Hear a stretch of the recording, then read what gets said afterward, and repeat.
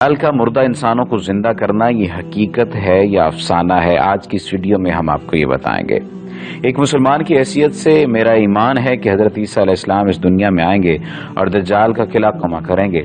بعض مسیح پوپ دجال کو حضرت عیسیٰ قرار دیں گے اور عیسائیوں کو بھٹکائیں گے، کیونکہ حضرت عیسیٰ اللہ کے حکم سے مردوں کو زندہ کرتے تھے اور دجال بھی ایسا ہی کر سکے گا۔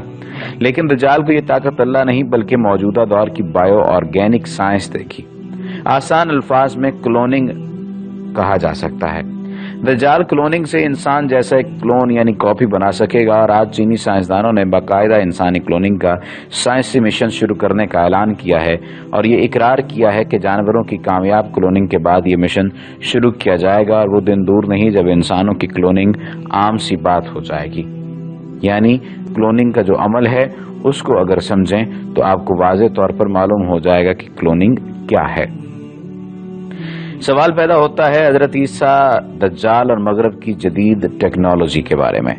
آج سے 2-3 سال بعد اس دنیا میں انتہائی عجیب و غریب مناظر دیکھنے کو ملا کریں گے، جن کا ذکر تو بہت عجیب لگے گا، لیکن گزرتے وقت کے ساتھ یہ سب کچھ معمولی محسوس ہوگا۔ مختلف ٹیکنالوجیز مثلاً HAARP, AR، VR، holographic, sky graphic وغیرہ کے ذریعے ایسے حیرت انگیز مناظر معمول کا حصہ ہوں گے کہ ان کے سامنے دجال کی فریب کاریاں، شعبدہ بازیاں بالکل معمولی محسوس ہوں گی۔ دجال کی طرح مرضی سے بارش برسانا، مرضی سے قحط لانا اور مردوں کو زندہ کرنا وغیرہ یہ عام سی باتیں رہ جائیں گی۔ یہ سب کیا ہے؟ ایسا کیوں ہے؟ رسول اللہ صلی اللہ علیہ وآلہ وسلم نے 1400 سال پہلے احادیث میں بالکل ایسے ہی واقعات کا ذکر کیا تھا، جن کو سن کر غیر مسلم مسلمانوں کا مذاق اڑایا کرتے تھے، جبکہ کچھ گمراہ مسلمان بھی ان باتوں کو دل سے تسلیم نہیں کرتے تھے۔ لیکن جہاں تک یہودیوں اور عیسائیوں کے علماء کا تعلق ہے، وہ نبی کریم صلی اللہ علیہ وآلہ وسلم کی باتوں پر بے حد ایمان رکھا کرتے تھے۔ اس کی وجہ یہ تھی کہ انہوں نے اپنے قدیم کتابوں کی روشنی میں نبی پاک صلی اللہ علیہ وآلہ وسلم کو پہچان لیا تھا۔ آج کے دور جدید کی ترقی نے ہمارے پیارے نبی صلی اللہ علیہ وآلہ وسلم کی ایک ایک بات کو سچ کر دیا ہے، لیکن اس سائنسی ترقی کے پیچھے خود دجال کے خاریوں کا سب سے زیادہ ہاتھ ہے۔ وہ اپنی مرضی سے ہر وہ سائنسی شعبہ دکھانے کی کوششوں میں مصروف ہیں جن کا ذکر نبی کریم صلی اللہ علیہ وآلہ وسلم نے دجال اور حضرت عیسیٰ کے حوالے سے کیا تھا۔ اب ہارپ ٹیکنالوجی کے ذریعے موسموں اور ہر قسم کا موسموں پر کنٹرول کیا جا رہا ہے، جس میں آنے والوں سالوں میں 100% کامیابی حاصل ہو جائے گی۔ اسی طرح دجال کی شعبدہ بازیاں دکھانے کے لیے اسکائی گرافک اور ہولوگرافک پر بھی تیزی سے کام کیا جا رہا ہے۔ جھوٹے مناظر کو حقیقی بنانے کے کئی جدید سے جدید ٹیکنالوجی کو بروئے کار لایا جا رہا ہے۔ یہ ایسا کرنے کا کیا مقصد ہے جس میں تمام تر باتیں کی جا سکیں، تمام تر معاملات کیے جا سکیں؟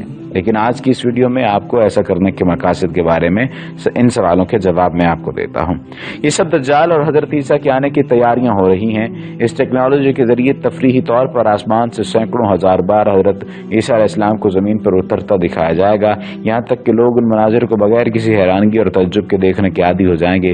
اور اسی طرح ویژول ٹیکنالوجی کے ذریعے بالکل دجال کی طرح آگ اور پانی کی غیر حقیقی نہریں چلنے کے مناظر عام کر دیے جائیں گے، مردوں کو زندہ کرنے کی شعبدہ بازیاں عام ہو جائیں گی، کوئی بھی شخص ان چیزوں پر نوٹس نہیں لیا کرے گا۔ چنانچہ اب ہم اصل مقصد کی طرف آتے ہیں۔ جب یہ سب کچھ عام ہو جائے گا تو کسی روز اصل دجال جب اس دنیا میں باہر ہوگا تو اس کی کرشمہ سازیوں کو سائنس اور ٹیکنالوجی کی کارسازیاں سمجھ کر ہر کوئی نظر انداز کر دے گا، اور دونوں دجال اس دنیا میں آسانی سے اپنے مشن کو کامیابی سے ہمکنار کر دے گا۔ اسی طرح جب اصل حضرت عیسیٰ آئیں گے، آسمان سے فرشتوں کے ساتھ زمین پر اترتے دکھائی دیں گے، تو ہر شخص ان کو حضرت عیسیٰ ماننے سے انکار کر دے گا، اور یوں عرصہ دراز تک حضرت عیسیٰ علیہ السلام خود کو عیسیٰ علیہ السلام کے طور پر منوانے کے لیے کوشش کرتے رہیں گے۔ میرے بہت سے دوستوں نے یوٹیوب پر کچھ سال پہلے چین کے آسمان پر ایک نقلی شہر کی ویڈیو دیکھی ہوگی، یا پھر دبئی میں ہونے والے ہولوگرافک شو دیکھے ہوں گے جن میں اسٹیج پر انسانوں کے درمیان جنگلی جانوروں کو گھومتے پھرتے دکھایا گیا ہے۔ تفریح میں اس ٹیکنالوجی کا اتنا عام کر دیا جائے گا کہ کچھ عرصہ بعد آنے والی نسلیں دجال اور حضرت عیسیٰ کے متعلق پیشین گوئی کو بالکل ہی جھوٹ خیال کرنے لگ جائیں گی۔ ان کی نظر میں دجال کے شعبدوں، مکر و فریب اور حضرت عیسیٰ علیہ السلام کے معجزات کچھ بھی حیثیت نہیں رکھتے ہوں گے۔ یہی وقت وہ ہوگا جب یہ دنیا فتنوں سے بڑھ جائے گی، بھر جائے گی، اور یہی وقت اہل ایمان کی آزمائش ہوگا۔ ایسے ناقابل یقین فتنوں کے ذریعے انسان کو پھنسانے کی کوشش میں مصروف ہے یہ تمام کی تمام دنیا۔ سوال پیدا ہوتا ہے کہ دجال کے پاس مارنے کے بعد زندہ کرنے کی قوت ہے؟ اگر ایسا ہے تو کس طرح سے ہے؟ ہم سے ابو الایمان نے بیان کیا، کہا ہم کو شعیب نے خبر دی، انہیں ظاہری نے، انہیں عبیداللہ بن عبداللہ بن عتبہ بن مسعود نے خبر دی، ان سے ابو سعید رضی اللہ تعالیٰ عنہ نے بیان کیا کہ ایک دن رسول اللہ صلی اللہ علیہ وآلہ وسلم نے ہم سے دجال کے متعلق ایک طویل حدیث بیان کی۔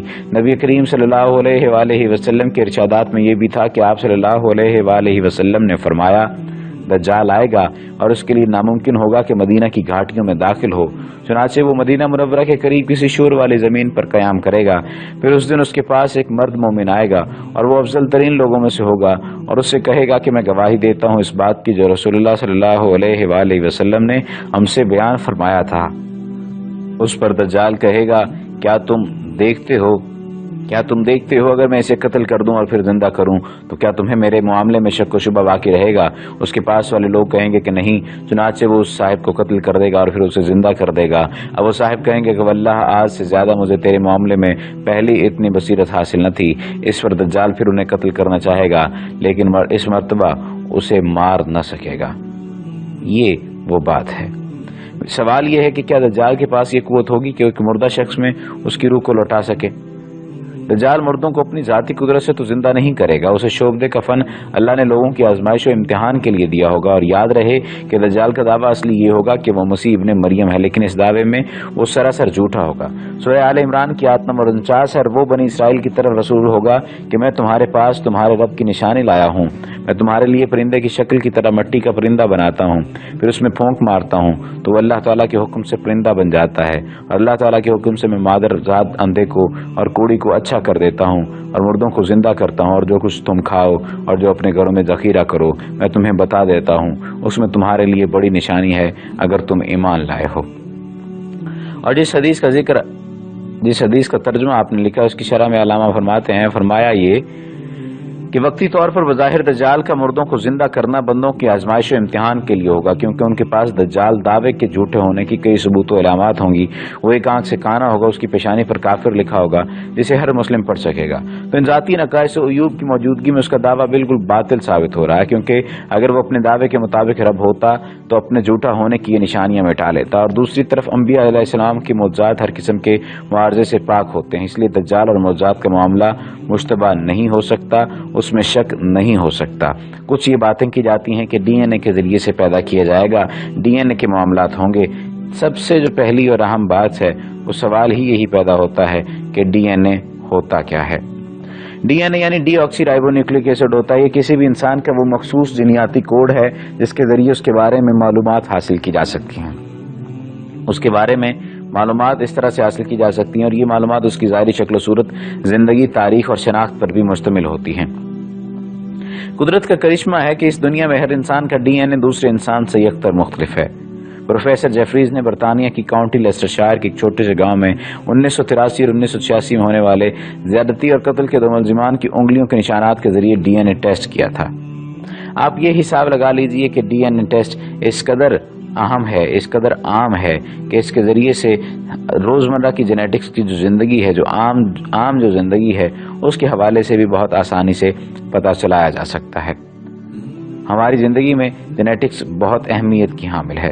آپ نے کبھی یہ سوچا ہے کہ آپ اپنے ماں باپ جیسا کیوں دکھتے ہیں؟ آپ کے بالوں کا رنگ کیا ہے؟ گلابی ہے، کالا ہے، سنہرا ہے، کیوں ہے؟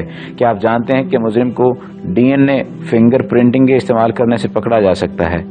جینیٹکس ہمیں یہ بتاتا ہے کہ ہماری صورت جیسا کہ آنکھوں کا رنگ ایک پیڑھی سے دوسری پیڑھی تک کیسے اور کیوں جاتا ہے، ایک نسل سے دوسری نسل تک کیوں منتقل ہوتا ہے، کچھ بیماریاں ہمارے خاندانوں میں چلتی ہیں، یہ کیسے چلتی ہیں۔ جینیٹک انفارمیشن دیکھ کر ہم یہ معلوم کر سکتے ہیں کہ ڈی این اے کو D N a finger printing کے لیے کیسے استعمال کیا جاتا ہے۔ جینیٹکس بہت سے طریقوں پر ہم پر اثر انداز ہوتی ہے اور یہ چھوٹی سی فلم آپ کو جینیٹکس کے بارے میں اتنا کچھ بتا دے کہ آپ واقعتاً جان سکیں کہ جینیٹکس کس طرح سے ہماری زندگی پر اثر انداز ہوتی ہے۔ جینیٹکس کے ذریعے ہم کیا کیا جان سکتے ہیں؟ جینیٹکس کے ذریعے ہم یہ جان سکتے ہیں کہ لوگوں کی شکل ویسی کیوں ہے اور کیوں صرف کچھ لوگوں کو خاص بیماریاں ہوتی ہیں۔ جینیٹکس کی تکنیک جیسا کہ پیرنٹل ٹیسٹنگ کے ذریعے ہم ماہرین صحت جان سکتے ہیں کہ بچوں میں پیدائش سے پہلے کون سی بیماری ہو سکتی ہے۔ جینیٹکس ٹیکنالوجی کے ذریعے خاص بیماری کے لیے خاص دوائی بنائی جا سکتی ہے اور محکمہ صحت کے علاوہ جینیٹکس کا استعمال اور اداروں میں بھی کیا جا سکتا ہے، جیسے کہ پولیس جینیٹک فنگر پرنٹنگ کے ذریعے مجرم کو پکڑ سکتی ہے۔ تو یہ جو تمام باتیں ہیں یہ واقعتاً بڑی اہم باتیں ہیں۔ انسان کے جسم میں لاکھوں کروڑوں سیل ہوتے ہیں، ایک عام انسان کے جسم میں تقریباً کچھ 10 سے 100 کروڑ سیل ہوتے ہیں۔ ہر سیل اتنا چھوٹا ہے کہ وہ صرف مائکروسکوپ سے نظر آتا ہے، ہم صرف اسے آنکھ سے نہیں دیکھ سکتے۔ سیل کی بہت سی اقسام ہوتی ہیں اور وہ سب مختلف کام کرتے ہیں۔ مثلا انسانی جسم میں عضواتی سیل خون اور جلد کے سیل ہوتے ہیں۔ یہ تمام تر جو باتیں ہیں یہ بات واضح ثابت کرتی ہیں کہ ڈی این اے کا جو علم ہے اور اسی سے کلوننگ کا علم پیدا ہوگا، اور اسی سے یہ علم بھی پیدا ہوگا کہ کس طرح سے ایک انسان سے دوسرے انسان کو بنایا جا سکتا ہے۔ یہ تمام تر جو باتیں ہیں یہ ٹیکنالوجی کی جو باتیں ہیں یہ ریسرچ بیس باتیں ہیں۔ یہ تمام تر جو باتیں ہیں یہ مختلف کتابوں سے اور مختلف حوالوں سے لی گئی ہیں، اور یہ انٹرنیٹ سے لیا گیا مواد ہے۔ امید ہے کہ یہ ویڈیو آپ کو سوچنے پر مجبور کرے گی اور آپ اپنی ریسرچ بھی خود کریں گے مختلف موضوعات پر۔ اگر آپ نے ابھی تک ہمارے چینل کو سبسکرائب نہیں کیا تو سبسکرپشن کا بٹن دبا کر سبسکرائب کرنا مت بھولیے۔